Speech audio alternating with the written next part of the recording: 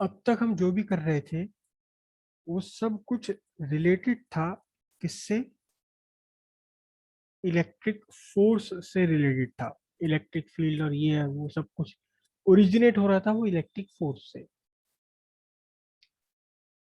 अब electric force से हटकर अब हम फिनोमिनन वो करेंगे जो डिपेंड करते हैं, किस पर डिपेंड करते हैं? Work done. Work done by electric field. Work done by electric field और work done against electric field. सब कुछ बिल्कुल वैसा ही है जैसा ग्रेविटेशन में हमने पढ़ा था। याद कीजिए, पहले हमने ग्रेविटेशन फील्ड पढ़ा था, वो सब ग्रेविटेशनल फोर्स पर डिपेंडेंट था। फिर ग्रेविटेशनल पोटेंशियल एनर्जी, वो सब थे किस पर? वर्क डन पर। तो अब हमें बिल्कुल वही सारा करना है। कुछ फिनोमिनल्स जो डिपेंड करते हैं work done by electric field और work done against electric field. क्या है ये फिनोमिनन? क्या है ये फिनोमिनन? सबसे पहला यहाँ फिनोमिनन आता है क्या? Electric potential.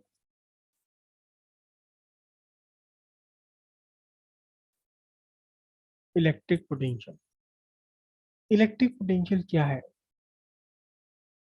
बिल्कुल सिंपल फिनोमिनन है ये। एक इलेक्ट्रिक फील्ड है, ये इलेक्ट्रिक फील्ड,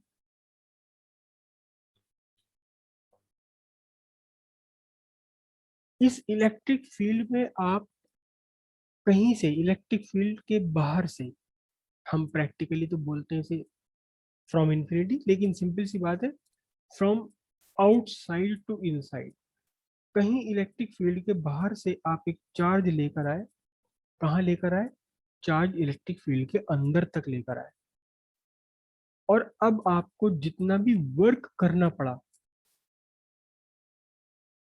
जितना वर्क करना पड़ा आपको per unit charge, for bringing unit positive charge, that work is called electric potential at P. Electric potential के लिए हम लेटर कर रहे हैं यूज वी। वी क्योंकि वोल्ट होता है इसका unit. Electric potential at point P, electric potential at any point inside electric field is the amount of work done for bringing unit positive charge from infinity to the point inside electric field.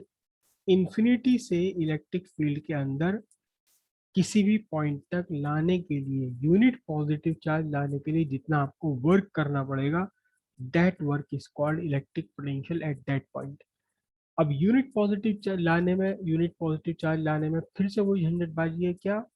कि unit positive charge, एक one coulomb charge बहुत बड़ा charge होता है। अगर one coulomb charge को हम यहाँ लेकर आएंगे तो खुद इस चार्ज का अपना भी तो इलेक्ट्रिक फील्ड होगा, इस चार्ज का अपना भी तो इलेक्ट्रिक फील्ड होगा। तो क्या करेगा ये चार्ज खुद अपने इलेक्ट्रिक फील्ड के कारण उस इलेक्ट्रिक फील्ड को चेंज कर देगा, ऑल्टर कर देगा। जिस इलेक्ट्रिक फील्ड में इलेक्ट्रिक पोटेंशियल आप फाइंड करना चाहते हैं, तो फिर हम क्या लेकर आएंगे? सिंपल सी बात है, क्या लेकर आएंगे? फिर हम लेकर आएंगे एक टेस्ट चार्ज। टेस्ट चार्ज कौन सा होता है? Limit q naught tends to zero. बहुत छोटा चार्ज, बहुत छोटा चार्ज, इतना छोटा charge which do not change the electric field, original electric field due to its own presence. खुद अपनी प्रेजेंस से ये उस इलेक्ट्रिक फील्ड में चेंज नहीं कर पाएगा जिस इलेक्ट्रिक फील्ड का पोटेंशियल, जिस इलेक्ट्रिक फील्ड के अंदर आपने पोटेंशियल फाइंड करना है। तो हमने क्या किया बताइए?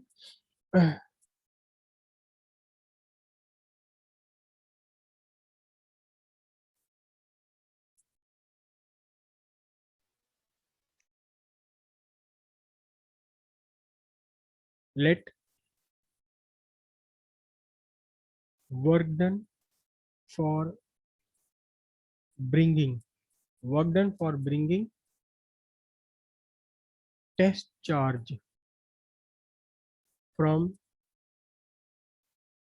infinity to a point inside electric field. B W. Hence, work done for bringing unit positive charge from infinity to the point inside electric field कितना होगा? That work is equals to work done for bringing unit positive test charge Q naught W. तो work done for bringing unit charge कितना? Q naught by W joule.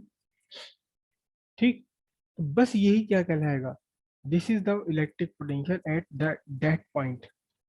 Joule पर coulomb और volt दोनों ही unit है इसकी. Joule पर coulomb भी है क्योंकि वर्क पर यूनिट चार्ज है, और जूल पर कूलम इक्वल्स टू हम वोल्ट भी कह देते हैं. वोल्ट इसकी कन्वेंशनल यूनिट है. तो 1 वोल्ट कितना होगा? 1 volt is equals to 1 joule by 1 coulomb. इसका मीनिंग ये हुआ 1 वोल्ट. अगर हम ये कहें कि पॉइंट पी पर इलेक्ट्रिक पोटेंशियल 1 वोल्ट है, तो क्या हुआ इसका मीनिंग कि इंफिनिटी से यूनिट पॉजिटिव चार्ज को पॉइंट पी तक लाने के लिए 1 जूल वर्क करना पड़ेगा. 1 जूल वर्क करना पड़ेगा. अगर हम पॉइंट पी पर कहते हैं इलेक्ट्रिक पोटेंशियल 1 वोल्ट है, अगर हम ये कहें पॉइंट पी पर पोटेंशियल 5 वोल्ट है, तो इन्फिनिटी से 1 कूलम चार्ज को इस पॉइंट पी तक लाने में 5 joule of work has to be done. यहाँ तक की बात क्लियर हुई?